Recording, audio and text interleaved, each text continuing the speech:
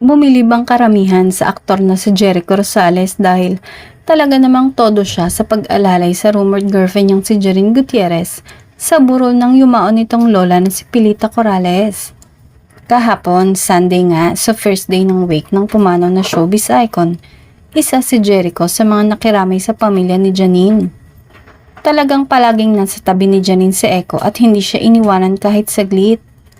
Sabi nga ng ibang nasa burol, nakakatuwa ang pagpapakita ni Echo ng sobrang pagmamalasakit kay Janine at sa pamilya nito. Sa ngayon ay marami pa din ang nagtatanong kung sila Janine na ba at Jericho dahil wala pa naman daw silang ina-announce. Pero kung galawan naman ng dalawa ang pagbabasehan, ay matagal na silang may relasyon. Madami naman ang nagkomento na bagay ang dalawa.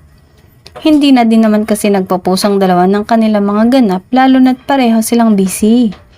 Nakakatuwa lang silang tingnan at subaybayan dahil napakakalmado ng samahan nila at tila low-key ang relasyon kung totoong sila na nga.